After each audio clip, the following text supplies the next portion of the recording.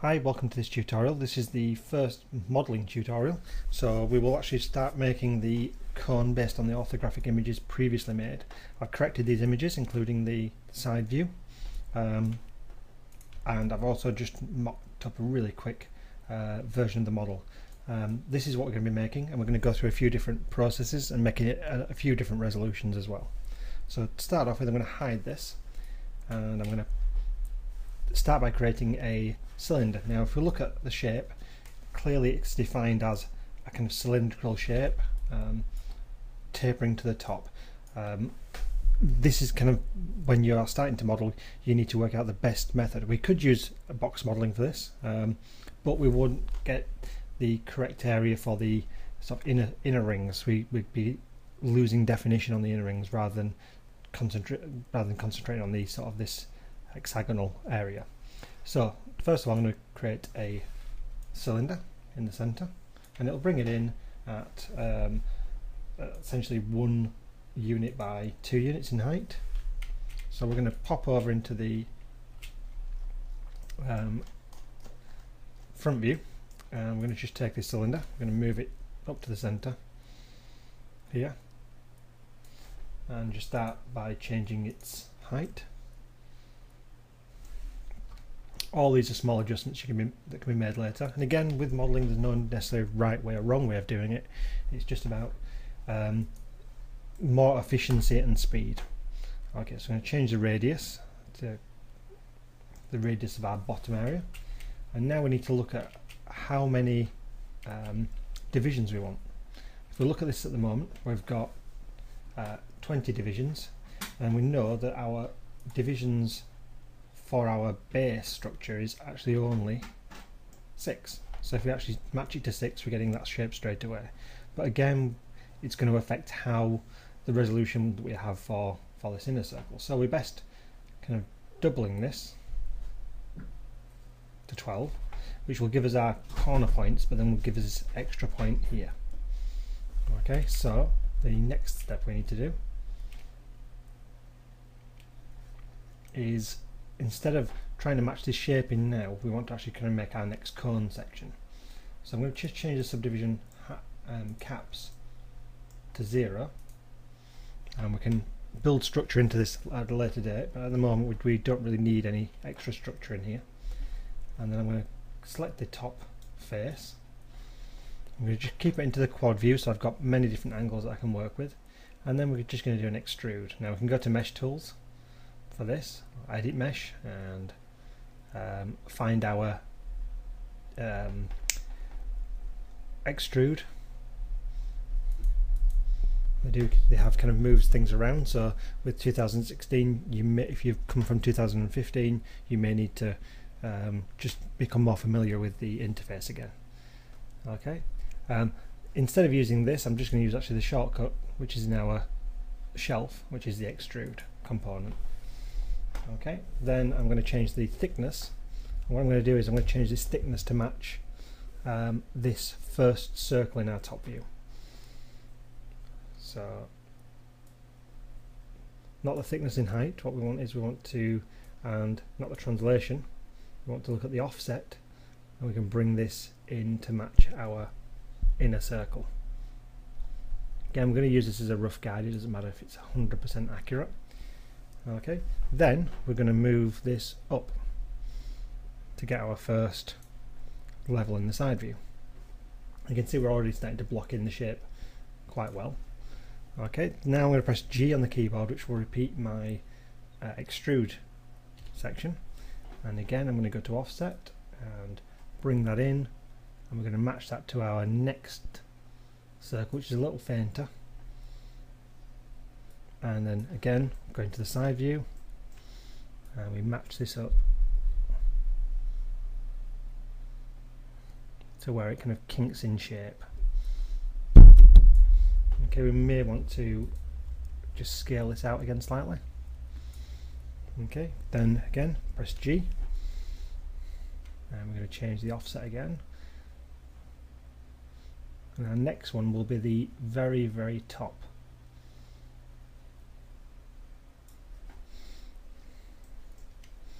And then we move Then we can start pulling this out, get further in, and go right to the top. Again, if it's just slightly out, you might want to just make some adjustments. Okay, again, G on the keyboard. Change the offset to where this inner ring is. And then G on the keyboard again, and we can pull this out to match. Okay, and that's the basic shape blocked out. You can see we're getting nice curvature around here, and we're currently running at 168 tries, which is, for the type of model it is, it's quite a high level. We could strip this out and make this a lot simpler, and we could rely on normal maps and things to cover certain areas so we're not getting too high resolution. But this just blocks out the initial shape. Obviously the bottom isn't correct, so what we need to do is we need to go back into our front view, and this is where we could actually make some decisions about maybe quartering the model and adjusting just one aspect of it and then mirroring it over. Or we can select the vertices on these points,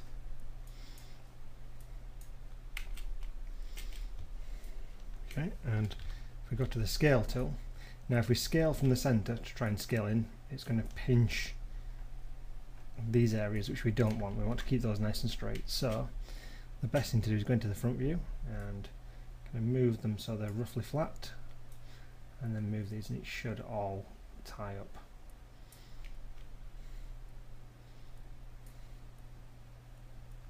Like that. Just kind of make some more fine adjustments until it looks sort of eyeballed correctly.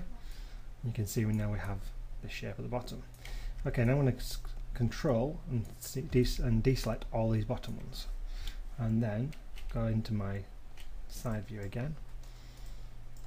And I can't see through the model at the moment, so I need to turn on my X-ray. So we need to click on this one. In fact, we actually need to turn the other ones, actually the completely opposite ones, unfortunately. We need to actually dip down on these.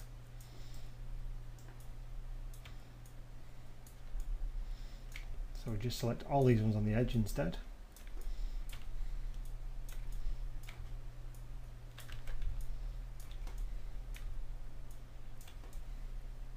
Okay, make sure we've got the correct one selected, and actually let's just dip these down rather than lifting the other ones up. And you can see there we now have similar shape to what we had on the photograph. Okay, so some finishing touches. If we don't see any faces, we make sure we delete them, so we're not going to see that under the face underneath there, so we'll delete that. And we're going to add a bevel to this front edge. So we're going to use the modelling toolkit. So just, we have our channel box and our attributes. Just click on this one to get the modelling toolkit open, and then we'll click on the bevel, and then we can change the fraction, which we can do by hand as well.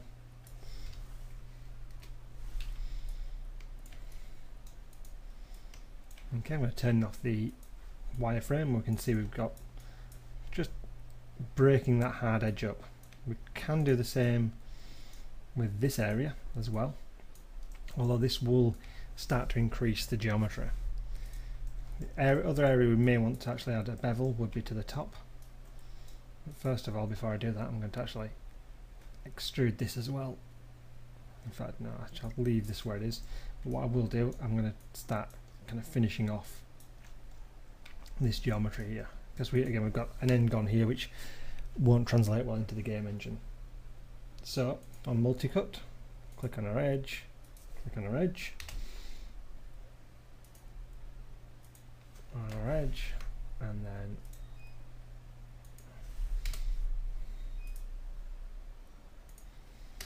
like this. So we're just getting our quads back, and you can see we've got a try count of 188 at the moment.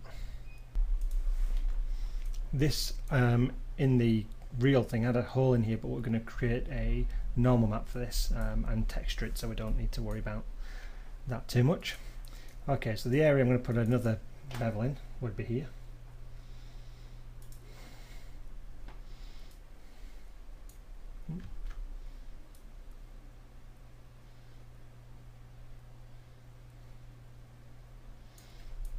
Okay, so I could actually increase this,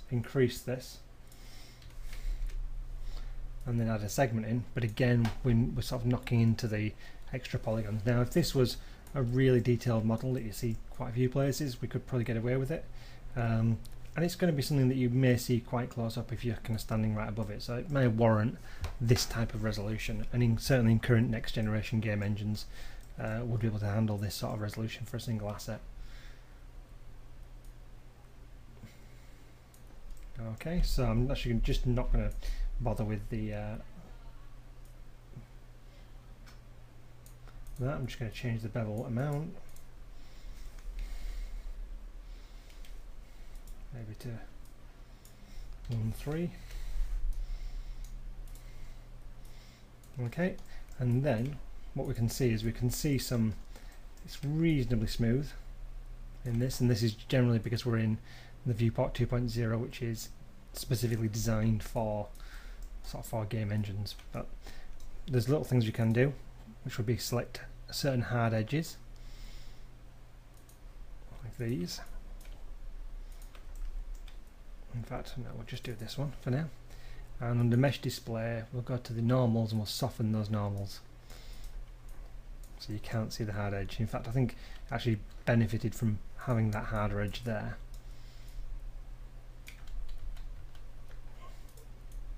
So if we have a look at that, it actually benefits from having that hard edge, and once we textured we can kind of review this.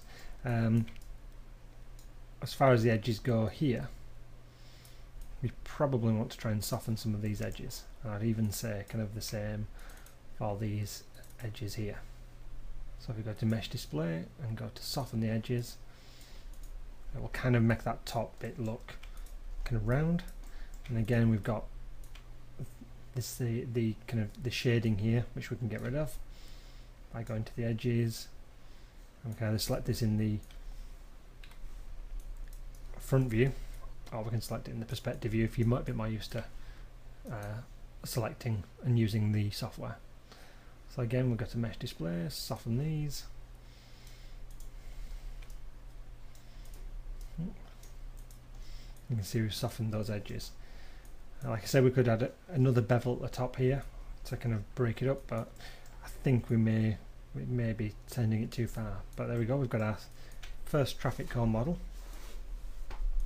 Let's just move this to one side. So let's just freeze the transformation so we can zero everything out.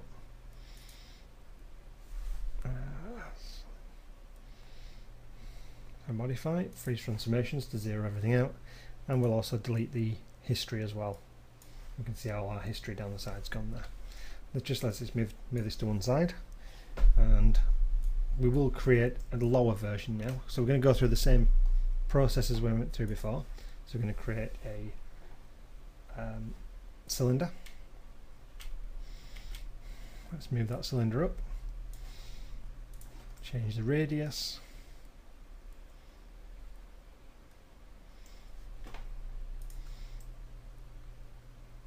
change the height, move it down a little bit, and this time we're actually going to change our subdivisions to 6 like we originally looked at.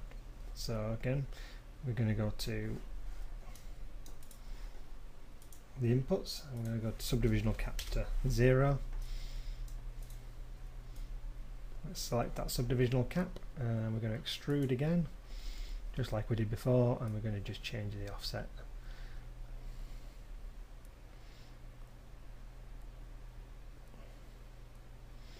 We have to get somewhere in between, I think, on this one. And again we're going to go change the height so we can match in, and then we're actually going to change the offset again. G to repeat tool. Let's move this up this time to kind of where that point is, and then we'll change the offset using looking at the side on the top.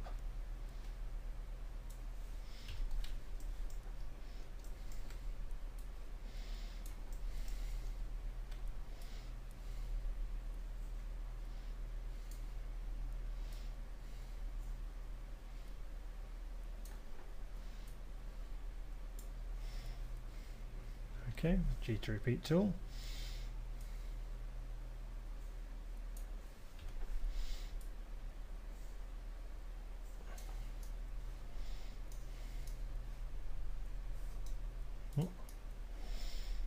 Oops, keep clicking on the wrong thing. Let's just go into our perspective view.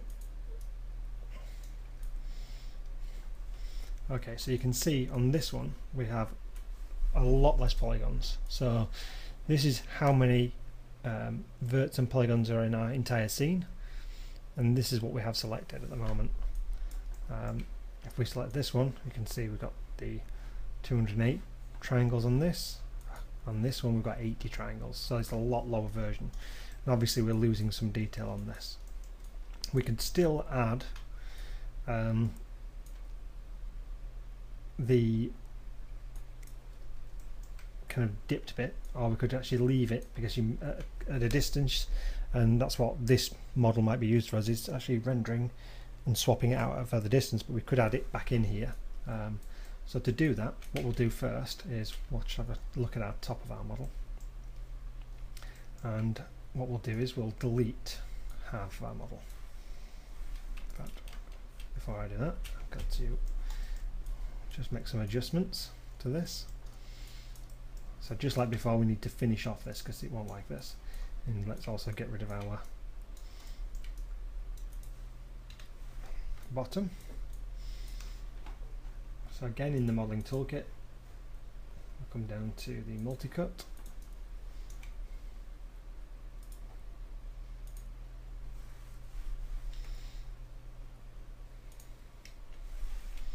Let's multi-cut that, and that just will allow us to get back to triangles, and it will also allow us to sort of slice our model in half.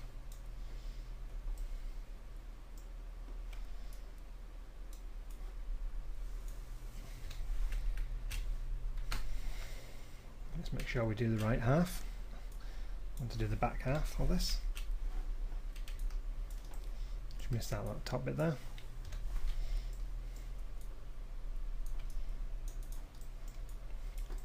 So for this, what I want to do first is use the multi-cut, and I'm going to pin one on this side, and I'm going to snap one to here. Now I can hold down Shift, and that will snap to points, so 50, and then finish it there.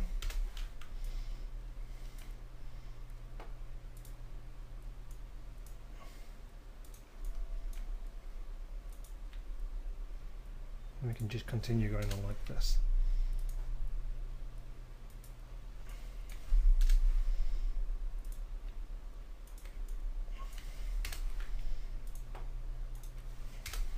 And that's it. So we've added some extra geometry in there, but we've not added loads of extra triangles in there. This originally would have had 2 triangles in here, and we've just added an extra triangle in here. This one would have had 2, we've doubled this one, so we have added quite a few in total. Okay, so now what we're going to do is we're going to go back to our mesh, and we're going to go to mirror geometry option box, and we're going to be mirroring it in the minus Z, sorry. Okay, so we've actually recreated our geometry there, and now we can select these edge verts,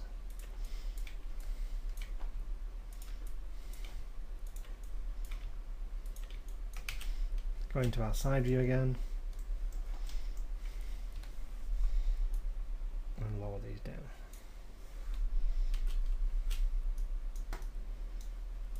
You can see we've actually now created these. This again has more artifacting than before, so what we probably want to do is go to our edges, select all of these edges here, and these edges here, and the top ones, and we'll also select these edges here.